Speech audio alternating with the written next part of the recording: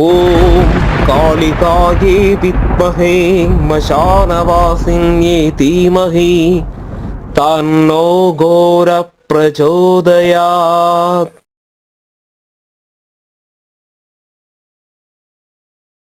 வணக்கம் ஆன்மீக நண்பர்களே.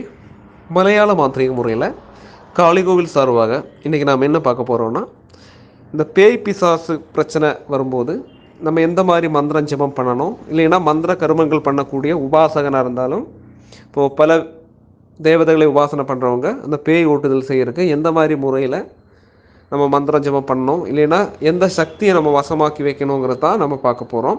அதுக்கு முன்னாடி இந்த சேனலை சப்ஸ்கிரைப் பண்ணாதவங்க நீங்கள் சப்ஸ்கிரைப் பண்ணுவீங்க. உங்களுக்கு பிடிச்சிருந்தால் லைக் பண்ணுங்கள், ஷேர் பண்ணுங்கள்.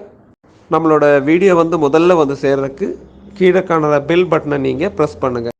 முன்னாடி உள்ள ஒருபாடு வீடியோவில் நான் இந்த பேய் பிசாசை பற்றி நான் ஒருபாடு சொல்லியிருக்கேன். யாருக்கெல்லாம் பேய் பிசாசு வரும், எந்த மாதிரி இருந்தால் வரும், இந்த ஏவல், இந்த எதிரிகள் செய்யக்கூடிய கெடுதலுக்காக செய்யக்கூடிய ஏவல் எந்த மாதிரி வருங்கிறதெல்லாம் நான் உங்களுக்கு சொல்லி கொடுத்துருக்கேன். இந்த பாதா பேயின்னு சொன்னால் பாதைன்னு சொல்லுவாங்க, பாதிப்பது. அப்போ இந்த பேய் பிசாசுங்களே இந்த பேய் இருக்குது, மோகினி இருக்குது, அதே மாதிரி கந்தர்வனுடைய பாதிப்புகள், அதே மாதிரி யக்ஷி, இந்த குரலியில் நல்லதும் கெட்டதும் இருக்குது, புரியுதுங்களா? அதே மாதிரி ஏவல், சரியா, ஏவல் பண்ணுறது, ஒடி வித்தை, இதெல்லாமே இந்த பேய் பிசாசா, இதெல்லாம் ஒரு ஏவல் தான். இதெல்லாம் நமக்கு கெட்ட எண்ணத்தோடு சில ஆளுகள் செய்யும்போது நமக்கு பாதிப்பு வருது, சரிங்களா? அதான் சிலது நம்ம வீட்டில் நல்ல தெய்வ சக்தி இருந்தாலே அது அந்த வீட்டுக்கு அணுகாமல் மாறி நின்றோம். ஆனால் ஏவலாக செய்யும்போது அந்த வீட்டில் இருக்கக்கூடிய தேவதைகளை பந்தனம் பண்ணிட்டு தான் அந்த ஏவல் பண்ணுறது. அப்போது இந்த பேய் பிசாசுகள்லாம் விலகாதுங்க. அப்போ இந்த பேய் பிசாசுகள் வரும்போது நம்ம தேவதைக்கு கொஞ்சம் பிரச்சனைகள் வரும், புரியுதுங்களா? அப்போ நிறைய பேர் இந்த மாதிரி பிரச்சனைக்கு ஒரு கோயிலில் போவாங்க, பூஜை பண்ணுவாங்க, சிலப்போ அப்போ சரியாகும். அது கழிஞ்சு ஒரு 21 நாள் கழிஞ்சா மறுபடியும் இந்த பிரச்சனைன்னு வேறு கோயிலுக்கு போவாங்க. அப்போ அதுக்கு ஒருபாடு விதிகளாக இருக்குது. எந்த மாதிரிയുള്ള பாதிப்புகள் இருக்குதுன்னு நம்ம முதல்லையே பார்த்து அந்த பாதிப்புகளில் நம்ம தெரிஞ்சு அதுக்கப்புறம் அதை அதை எடுத்து மாற்றணும். அதில் ஆவாகனம் பண்ணி மாற்ற வேண்டியதை ஆவாகனம் பண்ணணும், உச்சாடனம் பண்ண வேண்டியதை உச்சாடனம் பண்ணணும். அதாவது இந்த மயான குட்டின்னு சொல்கிற ஏவல் இருக்குது. இந்த மயான குட்டின்னு சொல்கிற ஏவலை நம்ம ஆவாகனம் பண்ணி அதுக்கு கொஞ்சம் விதிகள் பண்ணால் தான் அது போகும். இல்லைன்னா முதல்ல வந்தாலும் அது பின்னீடும் அது பிரச்சனையாக வரும். ஏன்னா இதெல்லாமே ஏவல் தான், அதனால தான் இந்த மாதிரி சொல்கிறது. அப்போ அந்த விதியாக தான் நம்ம பார்த்து பண்ணணும். இப்போ ஹோமத்திலே ஆகட்டும், இல்லை குருதியில் எடுக்கிறதாகட்டும், இல்லை மற்ற சில பூஜைகளில் செய்தாலும் இந்த விதிகள் தெரிஞ்சு, இல்லைன்னா ஒரு ஆள் மேலே இருக்கக்கூடிய பாதை எந்த அளவுக்கு இருக்குது. சிலவங்களுக்கு பேய் மாதிரி ஆடும், அவங்களோட மைண்டு அவங்ககிட்டே இல்லாமல் ஆடி சில விஷயங்கள் சொல்லும். சிலவங்களுக்கு இந்த பாதையாக இருக்கும், ஆனால் அவங்களுக்கு நோய் வரும். எங்கே போனாலும் டாக்டர் பார்த்தாலும் ஒரு நோயில் சொல்லுவாங்க, அவங்களுக்கு சில பிரச்சனை காரியங்கள் இருக்கும், அந்த மாதிரிയുള്ള காரியங்கள் இருக்கும். அப்போ அதை எடுக்கிறதுக்கு இந்த மந்திர கர்மங்களில் நம்ம எந்த மாதிரி ஒரு மந்திர பூஜை பண்ணலாம், இல்லைன்னா உபாசனை பண்ணுறவங்க இந்த பேய் ஓட்டுதல் பண்ணுறதுக்கு எப்படி பண்ணலாங்கிற ஒரு மந்திரம் தான், அதோட முறையும் தான் நான் சொல்கிறேன். அதை நீங்கள் நல்லபடியாக செய்யுங்க. யாருக்கு வேணாலும் செய்யலாம். உண்மையான பக்தி தான் இந்த மந்திரத்துக்கு வேணும். இந்த விஷயங்களில் முக்கியமாக கவனிக்க வேண்டிய ஒரு காரியம் என்னென்னா, இதில் இப்போ ஒரு வீட்டில் பேய் பிசாசு ஏவல் அந்த மாதிரி ஒரு பிரச்சனை இருக்குது. அதுக்கு நம்மளே செய்யக்கூடிய ஒரு விதி இந்த கலசம் வச்சுள்ள பூஜை முறைகள்.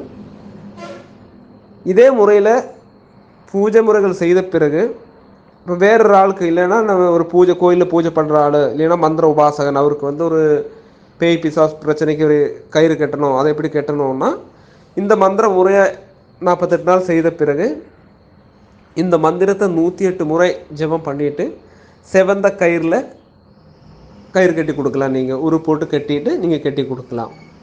இல்லைன்னா அந்த திருநீர், அந்த பூஜை பண்ணும்போது நம்ம இந்த திருநீர் வச்சுருப்போம். அதே மாதிரி நம்ம அந்த திருநீரை எடுத்து யாருக்கு வேணுமோ அந்த பேர் நட்சத்திரம் சொல்லி இந்த மந்திரத்தை நீங்கள் 108 முறை ஜெபம் பண்ணி கொடுத்தாலும் அந்த திருநீரை பூசும்போதும் இந்த தீய சக்திகள், அதை பேய் பிசாசுங்கிறது அவங்க கிட்ட வராது. அப்போ 2 விதமாக, அதாவது தனக்கு தானே யூஸ் பண்ணுற மாதிரி வீட்டில் இந்த கலசம் வச்சு பூஜை பண்ணிக்கலாம். அவங்களுக்கு இந்த மந்திரம் பூஜை அப்படி ஒன்றும் தெரியலனாலும் இந்த விதியில் செய்துக்கலாம். அந்த குலதெய்வத்தோடதும் கணபதியோட அருளாலையும் இந்த மந்திரத்தோட சித்தியாலும் கண்டிப்பாக வெற்றி அடையும். இனி மற்றொரு ஆளுக்கு செய்யணும்னாலும் இதே முறை செய்துட்டு இந்த கயிறு கட்டுறது அந்த முறையை நீங்கள் யூஸ் பண்ணிக்கலாம். இந்த பூஜை நீங்கள் வந்து ஒரு பௌர்ணமியில் நீங்கள் ஸ்டார்ட் பண்ணணும். இந்த 48 நாள் இந்த பூஜையை விடாமல் நீங்கள் செய்யணும். ஒரு நாளைக்கு 1008 உரு மந்திர ஜபம் நீங்கள் பண்ணணும். அது நீங்கள் ஸ்படிக மாலை வச்சு நீங்கள் அந்த மந்திர ஜபம் பண்ணணும். பட்டுடுது நீங்கள் மந்திர ஜபம் பண்ணணும். இந்த மந்திரம் எப்படி பண்ணுறதுன்னு கேட்டால், நீங்கள் வந்து ஒரு கலசம் எடுக்கிறதுன்னா ஒரு வாழலை போட்டு அதில் கொஞ்சம் பச்சரிசி விரித்து அதில் ஒரு குடம்னு சொன்னால் நம்ம செம்பு தோண்டி அப்படின்னு சொல்லுவோம் இல்லையா, அதில் வந்து ஒரு 5 மாவிலை வச்சு அதில் தண்ணி ஊற்றி அதில் ஒரு தேங்காயை வைக்கிறது. 5 மாவிலை கொத்தோடு வைக்கணும், ஓரணா பிடுங்கி வைக்கக்கூடாது.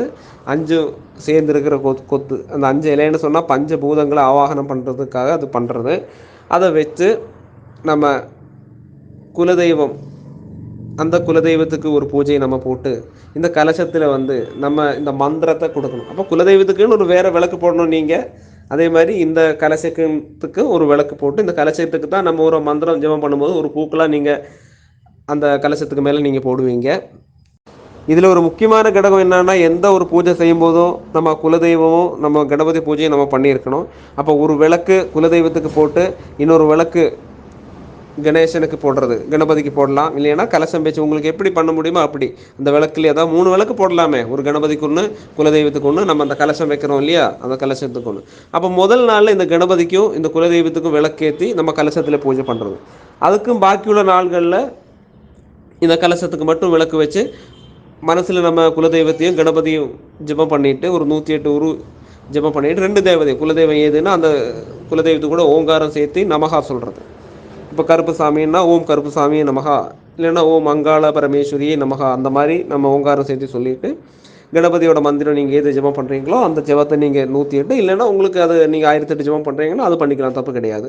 அது பண்ணிவிட்டு இந்த கலசத்துக்கு நீங்கள் சக்தி கொடுக்கணும், உயிர் கொடுக்கணும். நீங்கள் பிராண பிரதிஷ்டா மந்திரம் செய்கிறவங்க அந்த பிராண பிரதிஷ்டா மந்திரத்தை முறையாக செய்யலாம். அப்படி இல்லாதவங்க மனசால சாமி இந்த மந்திரம் ஜெபம் பண்ணி நான் பூஜை பண்ண போகிறேன், அப்போ எனக்கு இந்த வரம் வேணும்னு நீங்கள் மனசால கும்பிட்டு இந்த மந்திரம் இந்த டைப் செய்திருக்கிற இந்த மந்திரத்தை நீங்கள் மனசால படித்து 1008 உரு வச்சு நீங்கள் ஜெபம் பண்ணணும். அப்போ இந்த முதல்ல நீங்கள் பூஜை பண்ணும்போது நம்ம சாதா பூஜை பண்ணுற மாதிரி பழம், தேங்காய், கற்பூரம், சந்தனத்திரி, சூடம் அந்த மாதிரிலாம் வைப்போம் இல்லையா, அதே மாதிரி வச்சு அதுக்கு சக்கரை பொங்கல் நம்ம கொடுத்துருக்கணும். ஏன்னா ஏதொரு தேவதையும் நம்ம முதல்ல பூஜை பண்ணும்போது நம்ம வந்து அந்த தேவதைக்கு ஒரு நிவேதியம் கொடுக்கணும். இப்போ ஒரு விருந்துக்கே நம்ம ஒரு ஆள் கூட்டிகிட்டு வரோம்னு சொன்னால் அவங்களுக்கு நம்ம முதல்ல தண்ணி கொடுப்போம், அப்புறம் சாப்பிட்றதுக்கு ஏதாவது கொடுப்போம். அதே மாதிரி அந்த சாமிக்கு நம்ம தீர்த்தம் அங்கே தண்ணி வச்சு பூஜை பண்ணும்போது இந்த தண்ணியும் அதே மாதிரி பூவும் அது சாப்பிட்றதுக்கு நிவேதியங்கிறத நம்ம கண்டிப்பாக கொடுத்துருக்கணும். இப்போ முதல் நாளையில் இந்த நிவேதியம் கொடுக்குறது, பின்ன அடுத்த வாரம் வெள்ளிக்கிழமை இந்த நிவேதியம் கொடுத்து இது வந்து ஒரு 48 நாள் நீங்கள் முறையாக செய்யணும். அப்போ முதல்ல நீங்கள் பண்ணும்போது கொஞ்ச நாளைக்கு சின்ன சின்ன பிரச்சனைகள் வரலாம். ஏன்னா அந்த வீட்டில் நெகட்டிவ் எனர்ஜி இல்லைன்னா ஒருபாடு பேய் சக்திகள் இருந்தால் தலைவலி வாருது, உங்களுக்கு பூஜை செய்யவே தோணாது. ஒரு 4 தான் பண்ணியாச்சுன்னா உங்களுக்கு மதியாயிரும், அது எதை பூஜை பண்ணுறது வேண்டாம் அப்படி தோணும். அதெல்லாம் அந்த நெகட்டிவ் எனர்ஜியால் வருது. அப்போ நீங்கள் அது பார்க்க வேண்டாம். நீங்கள் வந்து ஒரு ரூமை சுத்தமாக்கி அந்த ரூமில் வந்து நீங்கள் பூஜை பண்ணும்போது மற்ற யாரும் அங்கே போகாமல் இருக்கிறது நல்லது. நீங்களே சுத்தம் பண்ணிக்கிறது, நீங்களே ஒரே அங்கே இருந்து கிழக்கு முகமாக நீங்கள் கிழக்கு பாகம் இந்த விளக்கு வச்சு நீங்கள் கிழக்கு பாகம் பார்த்து இருக்கிற மாதிரி அந்த தேவதையை பார்த்து நீங்கள் பூஜை பண்ணால் போதும். கண்டிப்பாக உங்களுக்கு இந்த மந்திரம் நீங்கள் ஜெபம் பண்ணுறதுனால பேய் பிசாசு அந்த மாதிரி உள்ள காரியங்கள் எல்லாமே விலகிவிடும். இந்த மந்திரம் சரிக்கு எதுக்கு யூஸ் பண்ணுறதுன்னா அந்த மந்திர கருமங்கள் பண்ணுறவங்க தான் இந்த ஏவல் பில்லி வரும்போது இந்த மந்திரம் ஜெபம் பண்ணுவாங்க. சரிங்களா? இப்போ இது கூட சிலவங்க வந்து இந்த மந்திரத்துக்கு இந்த ஏவல் இல்லைன்னா பேய் பிசாசு ஓட்டுறதுக்கு இப்போ ஒருபாடு ஹோமம் இருக்குது. இப்போ அகோர ஹோமம் பண்ணலாம், இப்போ சுதர்சன ஹோமம் பண்ணலாம், இல்லைன்னா அதே மாதிரி சாமுண்டேஸ்வரி அந்த மாதிரி நிறைய இருக்குது, காளியோட குருதி அந்த மாதிரி நிறைய இருக்குது. அப்போ ஓரோ பாதை என்னான்னு தெரிஞ்சு தான் நம்ம பண்ணணும். அது நான் மந்திர கர்மங்கள் பண்ணுறவங்ககிட்ட சொல்கிறேன். கர்மத்துக்கு இருக்கும்போது வாரதை இன்னும் ஏவல் அந்த மாதிரி செய்யணும். ஏன்னா நம்ம கோயிலில் வருவாங்க, இப்படி சொல்லுவாங்க சிலவங்க, சாமி இது 7-8 வருஷமாக அங்கே போனோம் இங்கே போனோம் சரியாகலேன்ட்டு நம்ம வருவாங்க. அப்புறம் நம்ம பூஜை எல்லாம் முடித்த பிறகு தான் முடிக்கும் போது இந்த மேலே உள்ளவங்க சிலது ஆடி வந்து சொல்லும், இல்லைன்னா சில விஷயங்கள் அது சொல்லி அது சத்தியம் வாங்கி சில விஷயங்கள் சொல்லிட்டு அது போயிடும். அந்த மாதிரி விதியாக நம்ம எடுக்கணும். ஏன்னா நம்மகிட்ட வந்து நம்ம செய்யும்போது நம்ம ஒரு கர்மம் செய்யும்போது மறுபடியும் அவங்களுக்கு அந்த தொந்தரவு அந்த பிரச்சனை வரக்கூடாது. அந்த மாதிரி உள்ள விதிகளை செய்யுங்க, தெரிஞ்சு செய்யுங்க. எல்லாருமே படிக்கலாம், புரியுதுங்களா? அப்போ முறையாக படித்து நீங்கள் இந்த கர்மத்தை பண்ணுங்கள். இந்த மந்திரத்துக்கு உண்மையாக சொல்ல போனால் உண்மையான நம்பிக்கை அந்த தேவதை மேலே வச்சிருக்கிற நம்பிக்கை, அந்த மந்திரத்து மேலே வச்சிருக்கிற நம்பிக்கை தான் அந்த மந்திரத்தை மந்திரமாக மாற்றுறதும் அந்த மந்திரத்தை வந்து வெற்றிகரமாக முடிக்கிறதும் அந்த நம்பிக்கை தான். அந்த நம்பிக்கையோடு நீங்கள் பண்ணுங்கள், கண்டிப்பாக உங்களுக்கு வெற்றி கிடைக்கும். உங்களுக்கு இந்த வீடியோ பிடிச்சிருந்துன்னா லைக் பண்ணலாம், ஷேர் பண்ணலாம். இந்த மந்திரத்தோட மேலே உள்ள உண்மை உங்களை என்றைக்குமே வெற்றியடைய ஹெல்ப் பண்ணும். நீங்கள் பண்ணுங்கள். அடுத்த வீடியோ பதிப்பில் நம்ம பார்ப்போம்.